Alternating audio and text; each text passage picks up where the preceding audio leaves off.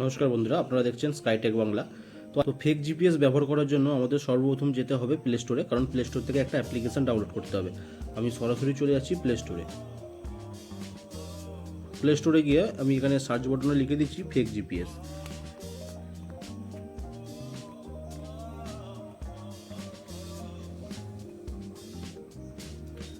Fake GPS লেখা দেওয়ার পরে এখানে যে ফার্স্ট যে অপশানটা আসছে বা ফার্স্ট যে অ্যাপ্লিকেশানটা আসছে, ফার্স্ট এবং সেকেন্ড দুটোর মধ্যে যে কোনো একটা আপনারা ডাউনলোড করতে পারেন। আমি সেকেন্ডটাই চুজ করছি।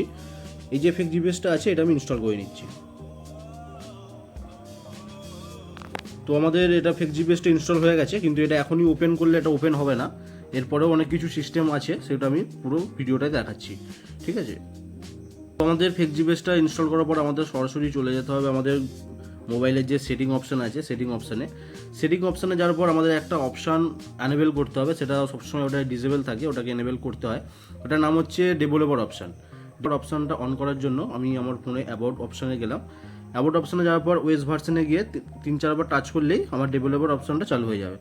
নেক্সট আমি সার্চ বাটনে গিয়ে ডেভেলপার অপশানটা সার্চ করছি।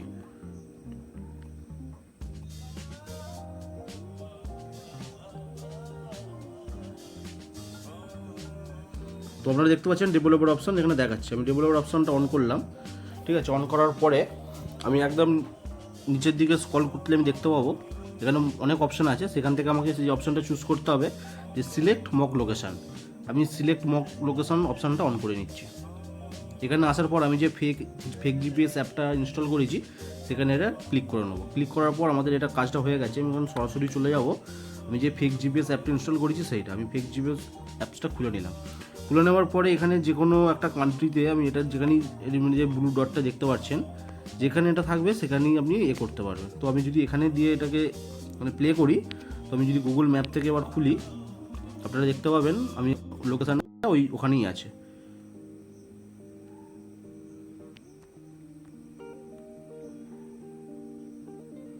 জিপিএসটা আবার পুনরায় সঠিক জায়গায় নিয়ে যাওয়ার জন্য বা ফেক জিপিএসটা বন্ধ করার জন্য আমাদের আবার ফেক জিপিএস অপশানটায় যেতে হবে।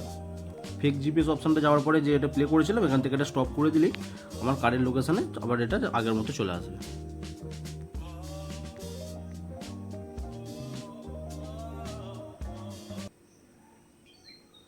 তো বন্ধুরা, এই ছিল আজকের ভিডিওটা কেমন লাগলো অবশ্যই কমেন্ট করে জানাবেন।